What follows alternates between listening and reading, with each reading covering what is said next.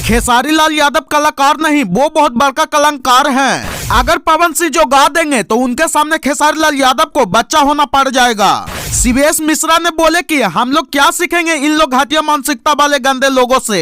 ये लोग भोजपुरी को 8वीं अनुसूची में जोड़ने के लिए बोल रहा है। 8वीं क्या 8000वीं अनुसूची में भी जोड़वा देगा, तब हम मान जाएंगे।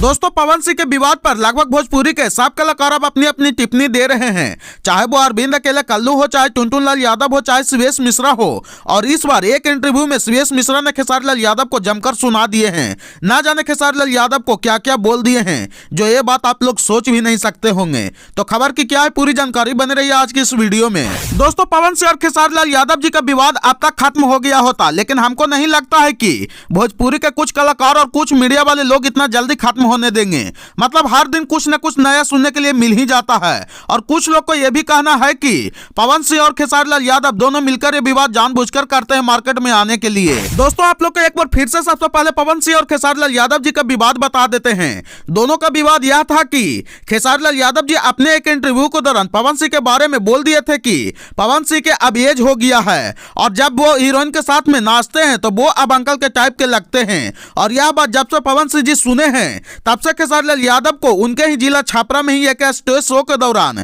जमकर लताड़ दिए हैं, जिससे पूरा खेसारी टीम के लोग झमा गए हैं। उस स्टेज शो के दौरान पवन सिंह बोले थे कि एक भोजपुरी में कलाकार है जो बोलता है कि पवन सिंह के एज हो गई, जब वो हीरोइन के साथ में नाचते हैं तो वो अब अंकल के टाइप के लगते हैं। और जो ये बात बोला है वो कल है सौरी घर से निकला है। बस विवाद यही है और कुछ भी नहीं।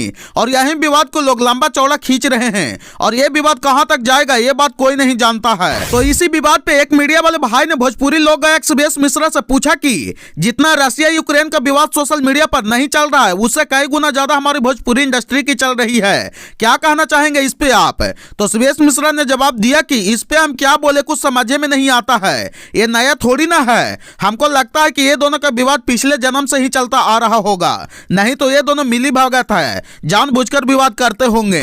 उसके बाद मीडिया वाले ने पूछा कि पवन सिंह भरी मंच पर खेसारी लाल यादव जी के लिए सोहर गवा देते हैं, ये कहां तक सही है? तो सीवीएस मिश्रा ने बोला कि तो इसमें गलत किया है। खेसारी लाल यादव जी को उंगली करने से पहले सूझा नहीं था, जब वो सांप के मांद में उंगली डालेंगे तो वो डसवे न करेगा। और बोले कि जब दोनों में नहीं बनता है तो खेसारी जी को पवन सिंह पर टिप्पणी करना नहीं चाहिए था और यह करके वो बहुत बड़ा गलती कर दिए हैं, जिसका सजा उनको मिल रहा है। और सीवीएस मिश्रा ने बोले कि पवन सिंह ने कुछ गलती भी नहीं बोला था। वो खेसारी लाल यादव जी पवन सिंह के सामने सच्चे में बच्चा हैं, क्योंकि पवन सिंह 60 साल के रहे चाहे 80 साल के रहे, जो पवन सिंह गा देंगे वो खेसारी लाल यादव जी से इस जन्म में तो खैर हो ही नहीं सकता है। और सीवीएस मिश्रा बोले कि बार बार खेसारी जी कुत्ते की तरह लड़ते रहते हैं, वो कलाकार नहीं कलंकार हैं। ये सबसे छोटे लोग क्या सीखेंगे घटिया गंदा मानसिकता वाले लोग से। और बोले कि भोजपुरी को ये लोग 8वीं अनुसूची में जुड़वाने की बात करता है। 8वीं क्या 8000वीं बार में भी जुड़वा दिया तो हम मान जाएंगे।